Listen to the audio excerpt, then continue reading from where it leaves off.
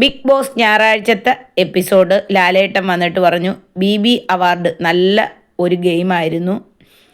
അങ്ങനെ നമ്മുടെ അനിമോളെ വിളിച്ചു. അനിമോൾ എങ്ങനെ ഉണ്ടായിരുന്നു എന്ന് ചോദിച്ചു. കൊള്ളാമായിരുന്നു എന്ന് പറഞ്ഞു. അനിമോൾക്ക് എന്താണ് കിട്ടിയത്? എനിക്ക് ഉദ്ഘാടനമാണ് കിട്ടിയത്.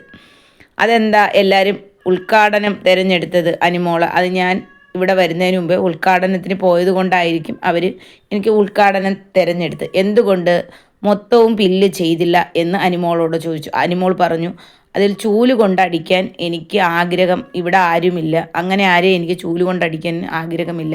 അതൊരു ഗെയിമല്ലേ, അതൊരു കളിയായിട്ട് എടുത്താൽ പോരെ എന്ന് ചോദിച്ചു ലാലേട്ടൻ. അനിമോൾ മാത്രമാണ് ഫില്ല് ചെയ്യാതെ ഇരുന്നതെന്ന് ലാലേട്ടൻ അനിമോളോട് പറഞ്ഞു. അനിമോൾ പറഞ്ഞു, ലാലേട്ടൻ എനിക്ക് ആരെയും ചൂല് കൊണ്ട് അടിക്കുന്നു പറയാൻ എഴുതാൻ എനിക്ക് താല്പര്യമില്ല, അതുകൊണ്ടാണ് എന്ന് പറഞ്ഞു. ഇതൊരു ഗെയിമാണ്, ആ ഗെയിമായിട്ട് എടുക്കുക എന്ന് ലാലേട്ടൻ അനിമോളോട് പറഞ്ഞു.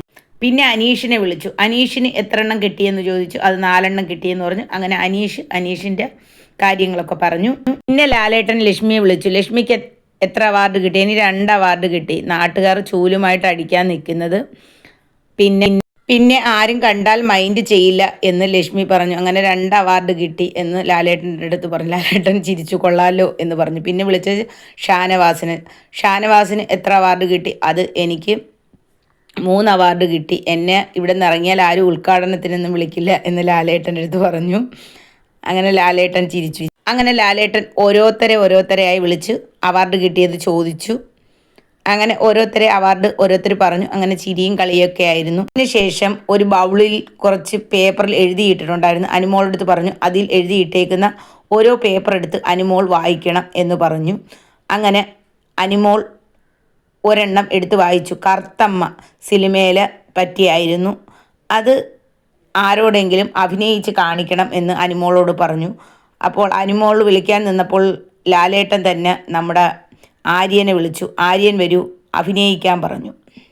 അങ്ങനെ അനിമോൾ പറഞ്ഞു കൊടുത്ത് ആര്യനും അനിമോളുമായിട്ട് കറുത്തമ്മയുടെ സീൻ അഭിനയിച്ചു. അങ്ങനെ എല്ലാവരും കൂടി കിടന്ന് ചിരിച്ചു. അങ്ങനെ ഓരോരുത്തർ വന്ന് ഓരോ സീൻ അഭിനയിച്ചു. അതിനെല്ലാം അനിമോളാണ് പറഞ്ഞു കൊടുത്തത്.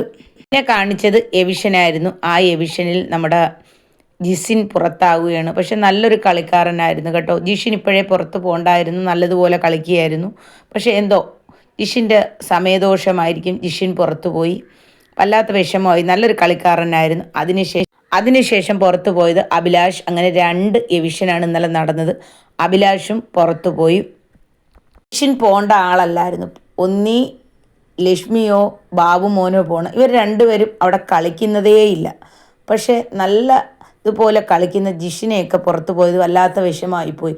നിങ്ങൾ വോട്ട് ചെയ്യുമ്പോൾ നോക്കി വോട്ട് ചെയ്യുക പ്ലീസ്. അതിൽ കളിക്കുന്നവരെ അതിൽ നിർത്തുക, അല്ലാത്തവരെ പുറത്താക്കുക. അതാണ് വേണ്ടത്.